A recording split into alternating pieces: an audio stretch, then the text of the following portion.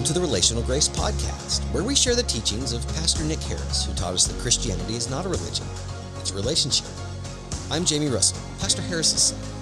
Before I jump into this intro, I think it's important that we all remember that these teachings we're listening to, even this introduction that I'm about to read, was delivered back in 2011. It continues to be so interesting to me how many of these thoughts we are about to hear remain true still today. So we all know that we live in strange and troubling times. Someone once called this the age of anxiety, and it is.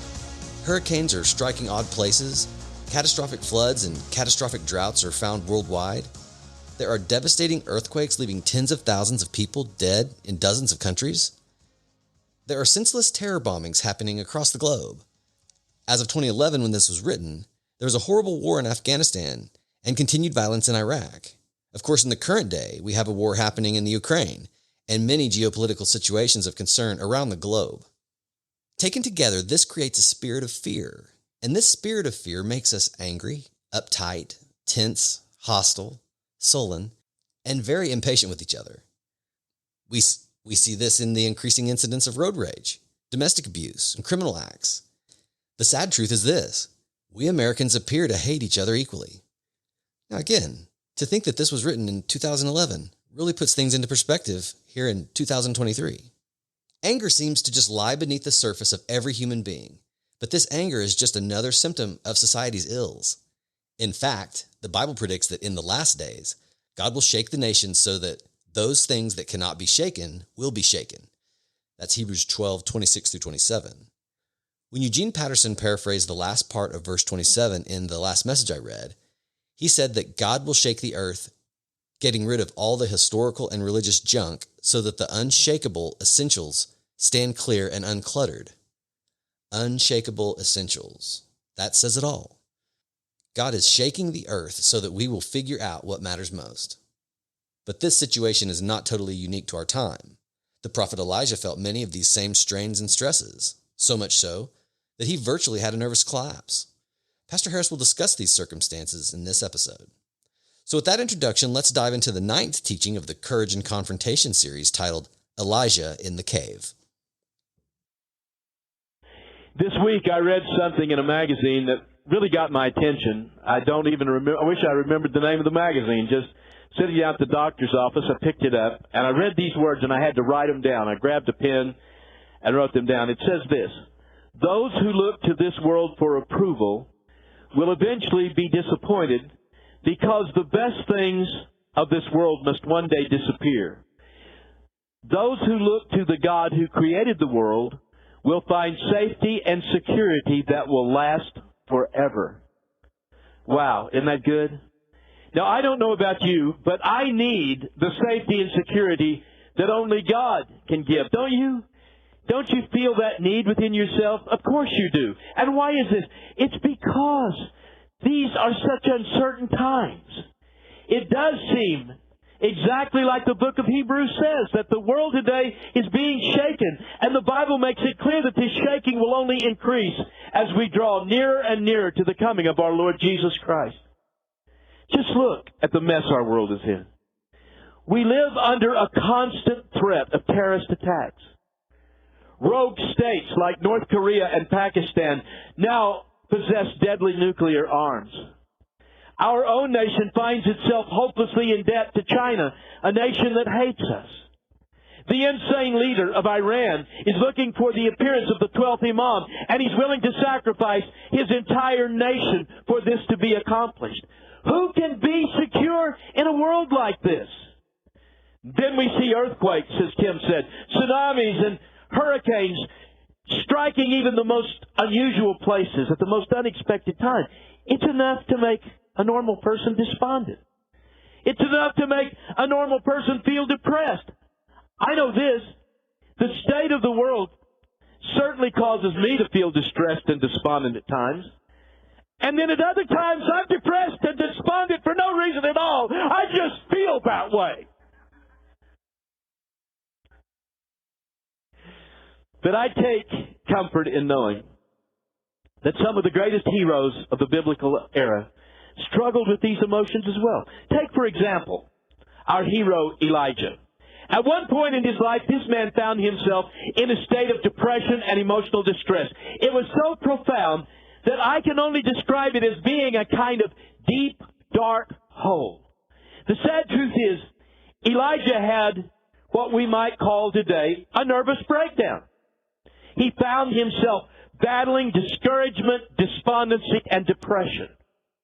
Now, when those three emotions are allowed to swing out of control, that constitutes a nervous breakdown. So how did Elijah get himself into such a mess? Well, I can tell you. He was stressed out, burned up, physically drained, and spiritually empty. In other words, he was a lot like many of us today. He was afflicted with brain strain. Now, I had to think a long time about this. He was afflicted with brain strain and heart pain. And that creates nervous breakdowns. You just let yourself get enough brain strain and get enough heart pain, and you're going to crack up. Now, beloved, let me warn you of something. If you do what Elijah did, if you're stressed out, and you just keep on pushing yourself, eventually the spring is going to snap. You can't do that to yourself. Now, 1 Kings 19 not only tells us what happened to Elijah, it also tells us what God did to minister to him. You see, God knew all about Elijah's condition. He knew that Elijah was depressed and discouraged. Now, the question is why? Why was this man in that state? God knew why, but we need to know why. We need to know why he was distressed and discouraged. Now, I just happen, of course, being the Hercule Poirot of all things biblical, to have the answer. Why did this great man become so distressed and discouraged? It was because he allowed himself to entertain unrealistic expectations. Listen closely to Pastor. Unrealistic expectations. And that is a usual cause of depression and discouragement. We entertain unrealistic expectations, not only of ourselves. Do you ever find yourself there? I expect more of myself sometimes than I know I'm capable of delivering. But then what makes it even worse is I have unrealistic expectations of other people around me, and God knows I can't control myself, much less them. You see, after his great victory on Mount Carmel, Elijah had expected the people of Israel to rise up en masse. He thought the men would go to arms. He thought the men would grab a hold of Jezebel and all of her idols of the Baal and force her back to Tyre, or even worse, even put her to death. But that didn't happen. The people didn't rise up en masse. The people did nothing. In fact, instead of being overthrown, the wicked queen turned on the prophet and set out to kill him. The heat was on, and Elijah knew it, and he cracked under the pressure. He ran as fast as he could run. As a matter of fact, this is kind of incredible. But that first day, he ran 80 miles. There's got to be something supernatural about that. Until he reached the oasis of Beersheba. And in a state of, can you imagine how exhausted you got to be after an 80-mile trip on foot, much of which you spent running for your life? He was absolutely drained, and he sat down underneath a juniper tree. And at this point, he was utterly dejected. You know what he did? He took his eyes, and he turned around, and he looked at himself. And what he saw made him sick. He had great expectations one day earlier, and now he saw himself as being an utter and total failure.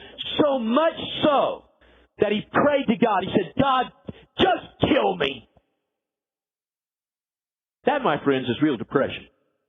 When you come to the place where you say, God, take my life, it's not worth anything. My friends, you are clinically depressed. Hello? Now, beloved, Elijah's not the only person to ever experience depression.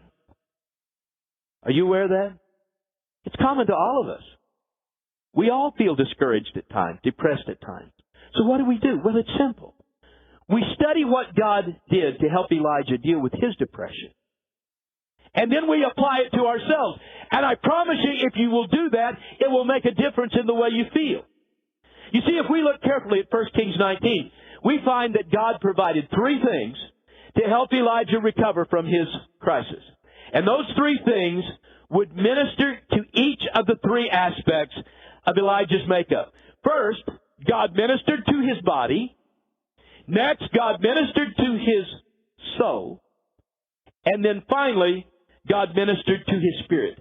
Now, to minister to the physical body of the prophet, you know what God did? Incredible! He sent an angel who prepared physical food for the prophet. You see, your body requires nourishment. So the angel baked a cake over hot coals, and beside it he placed a large jar of water.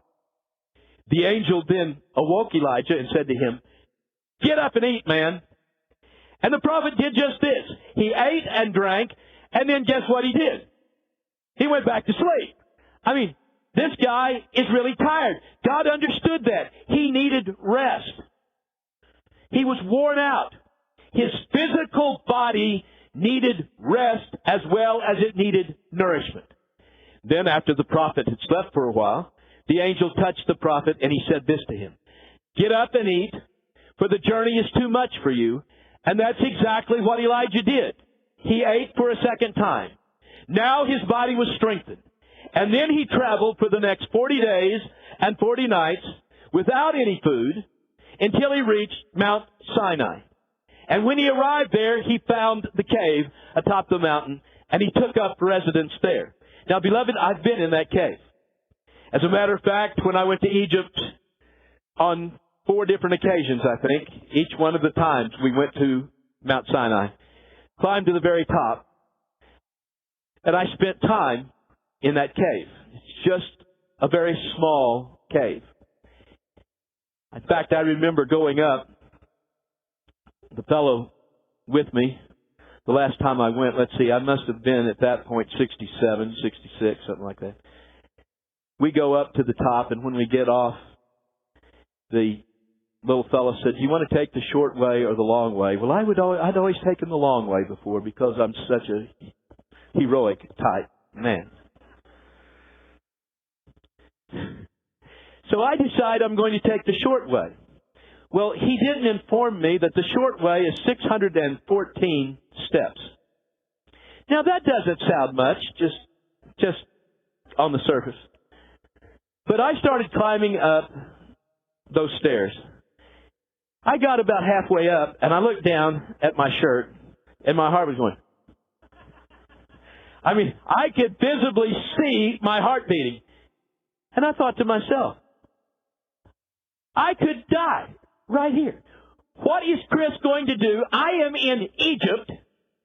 They can't even get a helicopter up here to the top of this thing. How are they ever going to get me out of here? And I said, well, I guess I got to live. And so I just kept on going. But there is a cave there at the very top of Mount Sinai, and it's called Elijah's Cave. And when he arrived, he found that cave, and he took up residence there. Now, please understand this. The man of God still had all kinds of problems. His issues had not been dealt with, but at least he had found his way to Mount Sinai. Now, have you ever asked yourself this question? Why on earth did Elijah travel over 150 miles to a God-forsaken place like Mount Sinai? Well, I think I know the answer, as usual. Elijah knew from teaching the Torah, or reading the Torah, that Mount Sinai was the place to go if you really wanted to get face-to-face with God. Because it's the only place in the world that anybody had ever been face-to-face with Him. And so Elijah says, if it was good enough for Moses, it's good enough for me. I want to see God. Elijah sensed that was what he needed. So that's where he went. And there in that cave, God went to work on the soul, psyche, the mind of Elijah. In other words, I'm talking about his reason, his will, and his emotions. And the Lord began His rehab on Elijah by asking him this. He asked him this question. He says, "What are you doing here, Elijah?" Now, God knew what He was doing there. What He was really asking was this. How did you ever get yourself into such a mess that you're here? You're my man. You're my guy. I'm depending on you. What are you doing here? Now, that's a very good question. Elijah's story seems so strange. Just a few days before, he'd been on top of the world. He just won that great victory on Mount Carmel, right? So what on earth is he doing 42 days later in a cave 150 miles south of Mount Carmel? Now, it's not that the Lord didn't already know, as I said. And don't get me wrong. God did not ask Elijah this question, as I said, for His own benefit. He asked it for Elijah's benefit. And fortunately for us, we have Elijah's response to this question. It's one of those where you get an answer. He said this to God in 1 Kings chapter 19, verse 10a. He said, I've been very zealous for the Lord God of hosts. God, you don't know how hard I've worked for you. Oh, I have struggled and toiled for you, God. Underneath, you owe me. So he said, I have been very zealous for the Lord God of hosts, for the children of Israel have forsaken your covenant. Those bad people have done that, God. Torn down your altars and killed your prophets with the sword.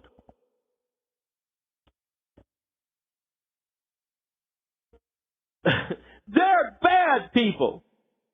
I'm good people. Now, everything he said here was true, right? He had been zealous for God. The people had rejected the covenant, and the people had put the prophets to death.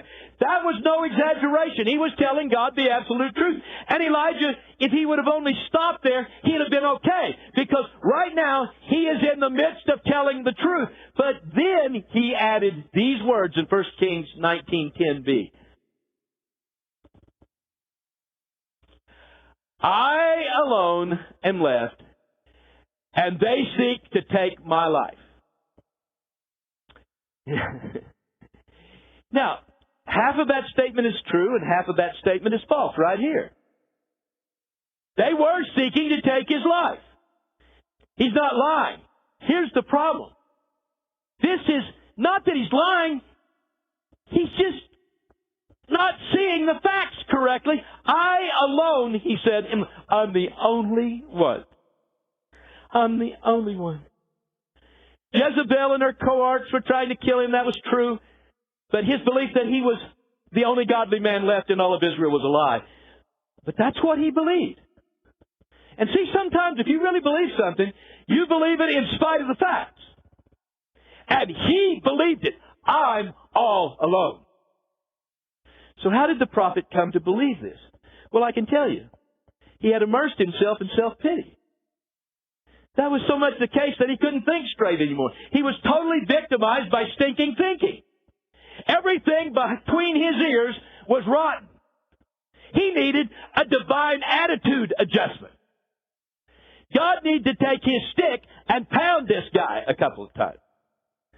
Now, I can tell you without flinching that self-pity is the enemy of all soulish growth. You will never grow in your will, reason, or emotions if you are immersed in self-pity.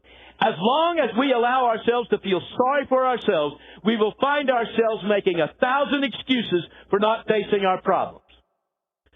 And we'll never get any better until we do face our problems.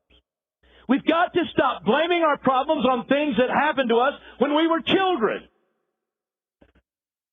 Nothing worse. We've got to stop blaming our parents. Or what's worse, blaming our genes. I'm not talking about your blue jeans either. You see, if you do that, it's only going to further immerse you in self-pity.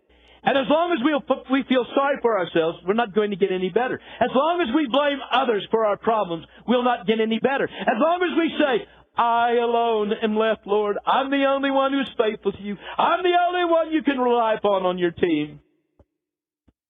As long as we talk like that, we're going to wallow in self-pity. You're stuck. You're stuck.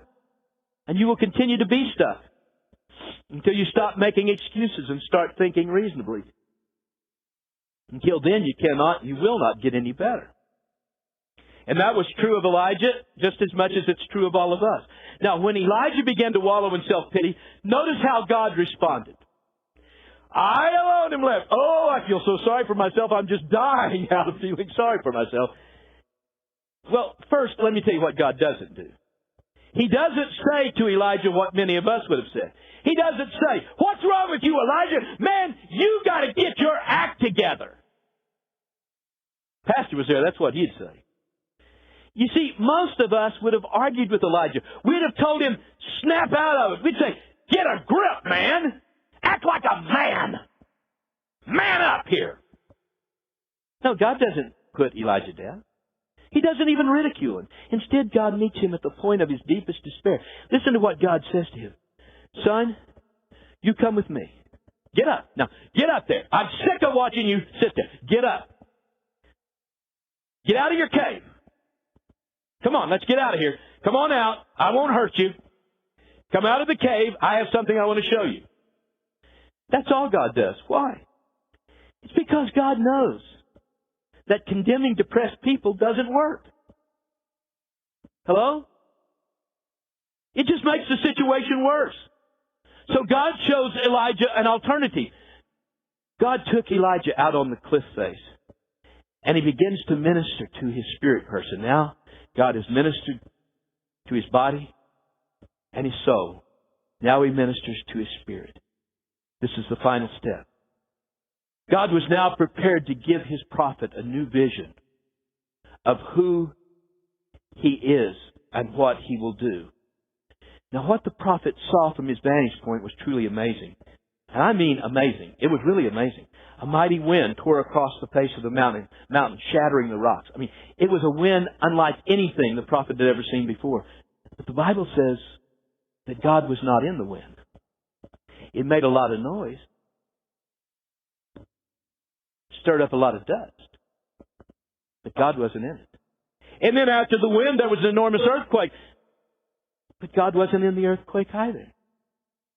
And then after the earthquake, there was a fire. But God wasn't in the fire.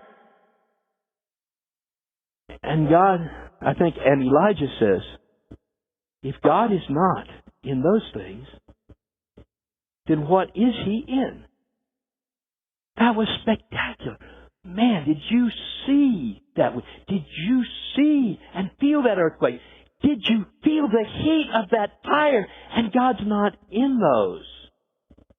So he returned to the cave, to the mouth of the cave. And then the prophet heard a gentle whisper. It was the voice of God. So what was God doing here? Well, the answer is simple. God was putting this man in touch with spiritual realities beyond his soulish nature. Psalms 46:10 says this. Look at these words. Be still and know that I am God. I will be exalted among the nations. I will be exalted in the earth. Now, in His still small voice, God speaks into the ear of the prophet. And He was telling the prophet that we often find God to be the most real when we find ourselves in the small, forgotten places of life.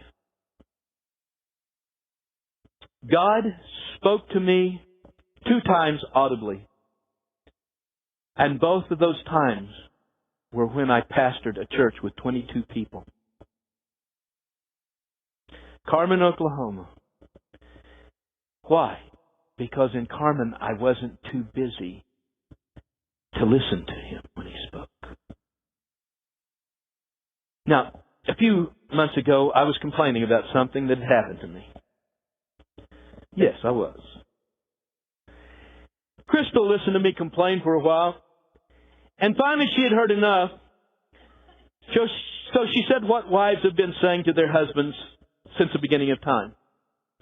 She looked at me and said, Grow up. Now, I didn't like that at all. For one thing, I didn't want to grow up. I wanted to complain. Hello? And that's how we are sometimes.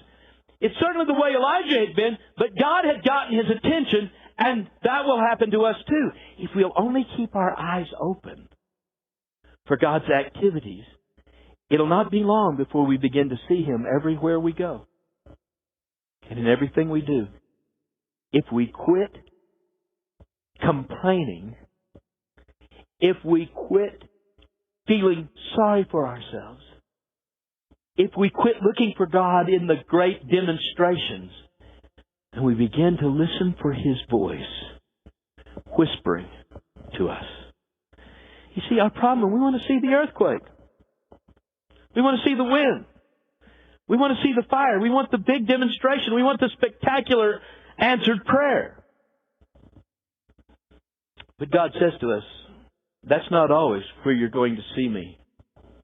And that's not always where you're going to hear me. God says most of the time, what you have to do is listen. Listen with your spirit person. You see, God always speaks loud enough for the willing ear to hear. If you're willing to hear, you'll hear. And when we hear the voice of God, I can promise you this, it always heals us spiritually. We can be spiritually broken to the max. But if we listen for God and we hear Him speak, the wounds receive the balm of Gilead. God begins to minister to us. Now finally, God had to correct the false assumption on the part of Elijah that he was all alone. So God speaks to him, and this is what He says in 1 Kings 19:15 through 19. Then the Lord said to him, "Go, return on your way to the wilderness of Damascus. And when you arrive, anoint Hazael as king over Israel. Also you shall anoint Jehu, the son of Nimshi, as king over Israel. And Elijah, the son of Shaphat, of Abel Maholah, you shall anoint as prophet in your place.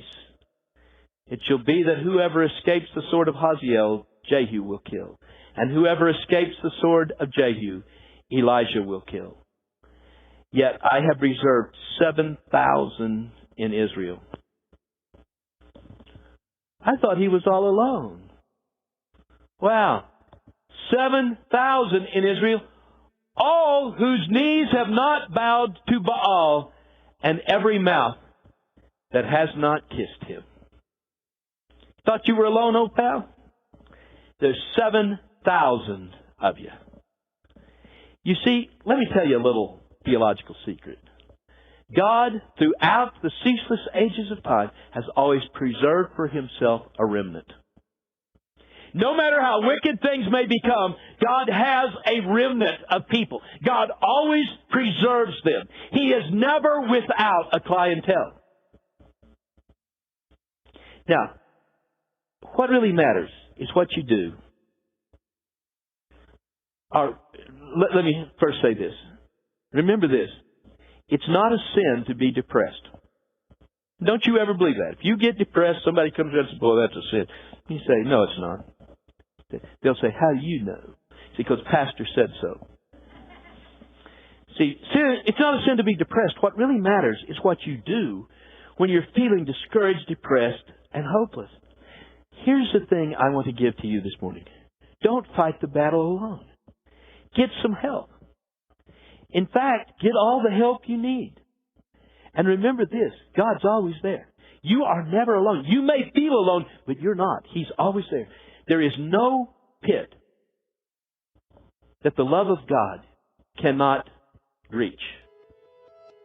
If you're discouraged, be encouraged. That's Pastor's advice. The Lord still loves you. He's not forgotten you. Stand and fight, child of God. For you're not alone. There's 7,000 people out there who will minister to you and care for you. Keep believing. Never give up. Never give up. Never, never, never, never, never, never, never, never, never give up. Why?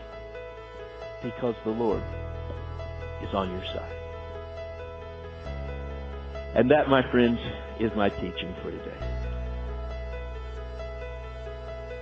Thank you for listening. If you enjoyed this episode, don't forget to subscribe. If you want to help spread the word, please give us a 5-star review and tell your friends to subscribe too. We are available on Apple Podcasts, Spotify, or wherever you listen. Don't forget to connect with Ariel Ministries on Facebook and Instagram and subscribe to our email list at arielministries.com. That's Ariel spelled A-R-I-E-L. We look forward to keeping you updated on upcoming episodes and projects. If you would like to support the missional efforts of Ariel Ministries in Tharaka, Kenya with Each One Feed One, we'd like to remind you that 10% of all donations to Ariel Ministries will support this missional effort. Visit arielministries.com/give for online donations and other methods of giving. You can also listen to episode 26 for a deeper dive into how our relationship with Each One Feed One and the McCarter family start. You can also listen to episode 26 for a deeper dive into how our relationship with Each One Feed One and the McCarter family started over 35 years ago, where we are today, and where we're headed in the future.